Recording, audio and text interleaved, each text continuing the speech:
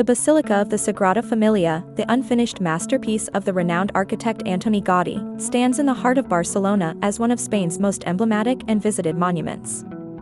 If you want to know everything about it, along with some tips in case you want to visit, stay tuned because we'll show you everything here.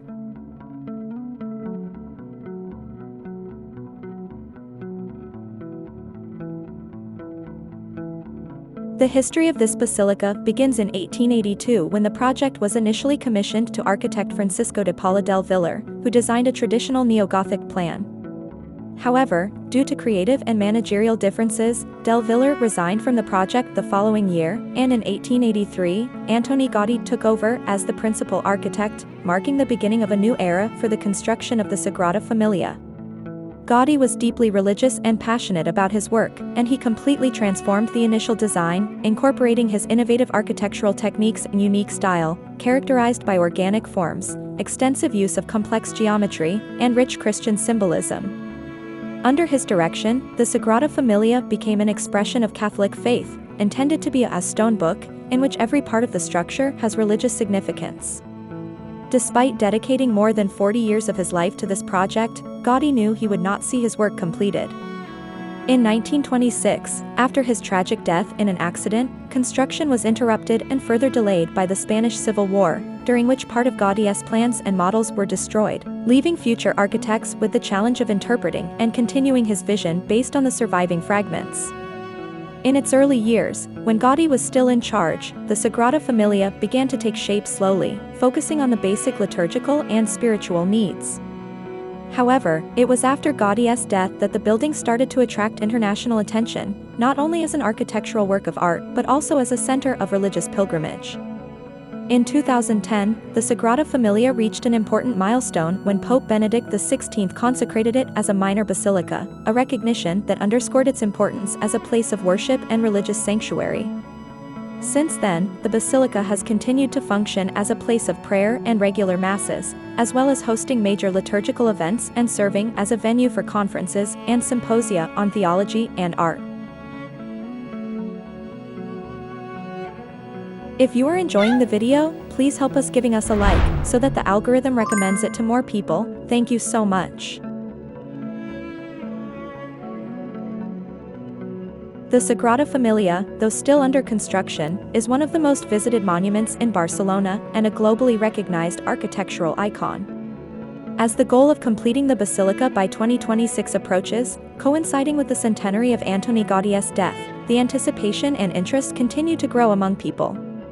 Currently, the Sagrada Familia is in an intense phase of construction, with significant progress on its towers and facades. Despite interruptions caused by events such as the COVID-19 pandemic, the project has regained its momentum, focusing on the completion of the central towers, which will be some of the highest points of the building.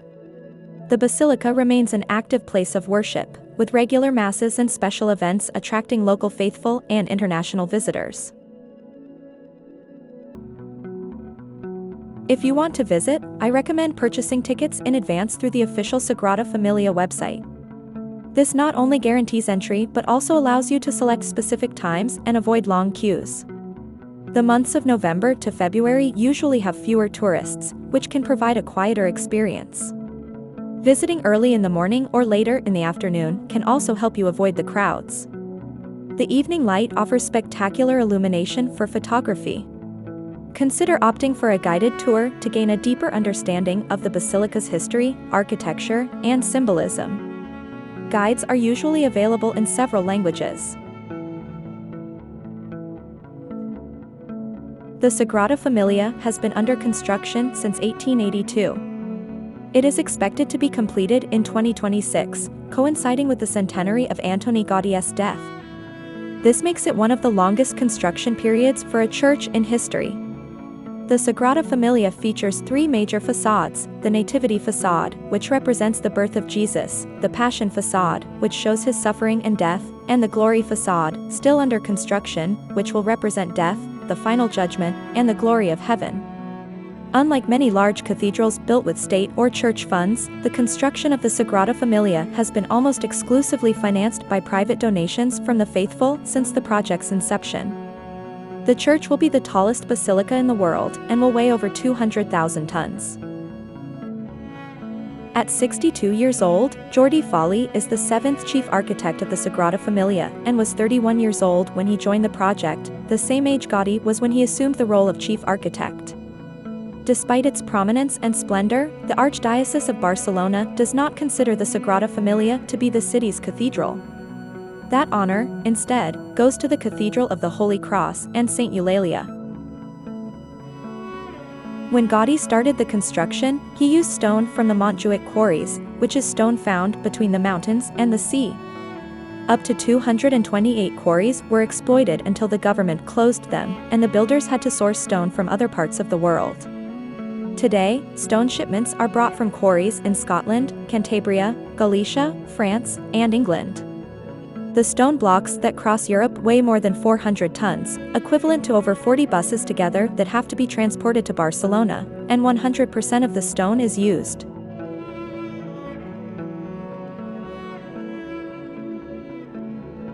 What do you think about the Sagrada Familia?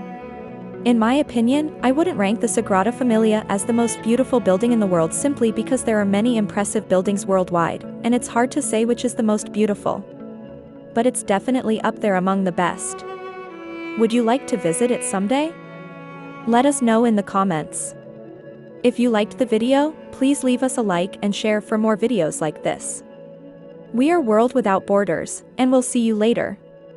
Goodbye.